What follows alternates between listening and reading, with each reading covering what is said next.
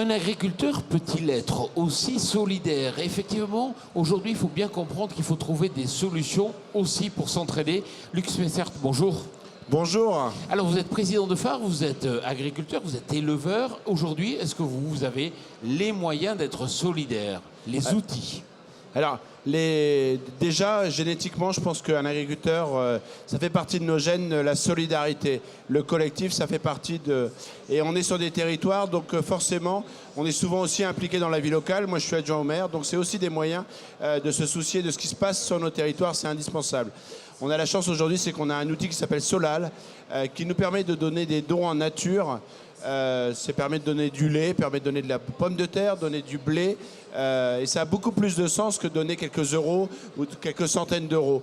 Et ça permet aussi de faire un lien direct entre ce qu'on produit, des produits aujourd'hui qui sont de qualité, avec les banques alimentaires, avec les restos du cœur, et faire un lien justement aussi, c'est cette sensibilité à ce qu'aujourd'hui, je pense que chaque Français, chaque citoyen a aussi la nécessité de pouvoir nourrir et de manger en quantité, mais surtout en qualité également.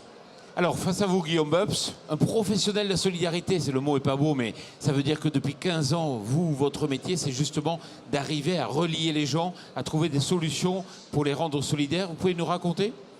Oui, effectivement, bonjour. Je dirige l'association Andes, qui est le réseau des épiceries solidaires, et qui donc fait partie de l'organisation Solal. Donc une épicerie solidaire, c'est un petit magasin associatif réservé à des gens qui sont en grande difficulté. Ils font leurs courses, ils vont chercher des produits de qualité, monsieur a raison, et ils vont s'acquitter d'une légère participation financière, en gros 20% du prix réel, pour rester dans une dynamique économique et ne pas être assistés. Ça, c'est le début de l'histoire. Comment vous percevez la démarche justement des agriculteurs qui souhaitent se doter d'outils pour être solidaires ? Mais monsieur l'a très bien dit, par essence, le monde agricole est un monde solidaire. Il y a toujours eu ces aides de famille à famille, au moment des moissons, au moment des charges de travail. C'est une culture qui a toujours existé.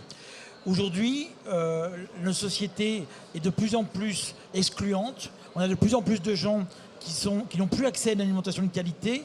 Et la création de Solal était une dynamique positive pour pouvoir à la fois rassurer le monde agricole, pour pouvoir lui dire on ne fait pas tout et n'importe quoi, on ne donne pas dans n'importe quelles conditions et on assure la qualité de vos produits et de votre travail, et en même temps pouvoir assurer un approvisionnement de produits de qualité, de lait, de céréales. La problématique du sujet, c'est que souvent, celui qui défiscalise, c'est le dernier qui a touché.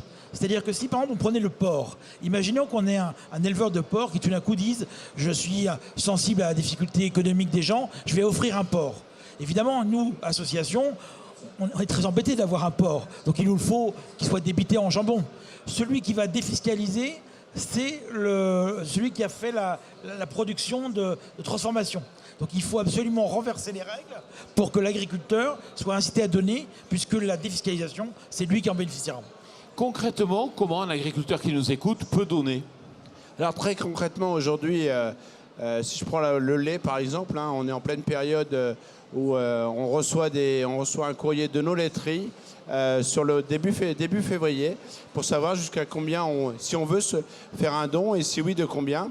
Et puis, on a aussi un suivi, une traçabilité pour savoir si ça passe par notre laiterie et derrière, à quelle association ça a été donné. Et donc, en général, donner 1500 litres de lait. Aujourd'hui, ça représente, voilà, c'est 300 €. Mais c'est tous 3000 à 1500 litres qui vont arriver dans les familles. Et ça, c'est important, ça a du sens. Et puis, nous, on y trouve aussi l'intérêt, c'est aussi de reconnecter toutes les personnes, toute la société à la réalité de ce qu'est une exploitation, de montrer que pour faire une brique de lait, il faut que la vache elle ait un veau. Donc c'est aussi réexpliquer notre métier, et ça c'est important. Et puis pouvoir donner un coup de main, même en période de crise actuellement, donner 1000 litres de lait, c'est aussi un signe de montrer que cette crise, elle est vécue par beaucoup en France, mais que c'est ensemble et de façon solidaire qu'on arrivera à trouver des solutions et pas autrement. Guillaume Bubs, vous dites aussi que les agriculteurs doivent devenir commerçants, et je crois que vous avez une initiative dans ce sens-là. Alors, c'est amusant parce qu'on est dans l'autre sens, en fait. C'est une ONG qui est solidaire avec le monde agricole. Alors comment ça se passe? Nous, on a été alertés par la MSA qui nous dit il faut créer des épiceries en rural. Et là, on se dit on marche sur la tête. Ce n'est qu'un pansement. Repensons le problème. Donc, on agrège un nombre d'épiceries solidaires. On leur demande d'estimer leurs besoins d'approvisionnement pour une année. Et après, grâce à un partenariat assez original avec la FNSEA, la Confédération paysanne, la Chambre d'agriculture, la MSA qui identifie ces petits producteurs, on leur demande de se mettre ensemble pour produire la production nécessaire. Alors, ils sont en grande difficulté, donc on leur assure le volume, on leur assure la commercialisation et surtout on définit en amont le juste prix auquel ils doivent être payés et sans variation saisonnière. Et là, c'est là qu'est le truc fou. C'est qu'on a des agriculteurs qui sont incapables, ceux-là bien sûr, hein, c'est pas une généralité, sont incapables d'identifier le coût de leur production. Donc leur premier argument, c'est de dire oui, mais la grande distribution, c'est des méchants. Non, c'est pas ça, c'est combien tu estimes le travail d'un kilo de carottes. Et une fois qu'ils ont fait ça, pendant 3 ans, on les a remis debout, on a redonné de l'estime de soi, ça a été entièrement financé par le pouvoir public, et au bout de 3 ans, ils n'ont plus besoin de nous, ils sortent du dispositif, et nous, on ne fait que les accompagner pour la partie commercialisation vers le secteur marchand. Luc Smessart, j'ai une question. Vous êtes ambassadeur Agri demain, ça signifie quoi? Alors, je vais simplement réagir déjà sur ce qui a été dit. Allez-y. Je veux simplement mettre un petit bémol, il n'y a pas de petits et de gros producteurs. Il y a une richesse en France, c'est la diversité de la France et ça c'est important. Par contre, ce que vous avez dit est important, c'est que connaître ses coûts de production. Ce que vous avez fait, ça a permis, et je pense qu'il faut aujourd'hui que les agriculteurs connaissent leurs coûts de production, contractualiser, s'engager sur une durée. Parce que même nous les premiers, des fois on est un peu frileux, mais je pense qu'il faut savoir que les arbres ça ne monte pas au ciel et de pouvoir justement garantir des marges, ça permet de se rémunérer et ça c'est important.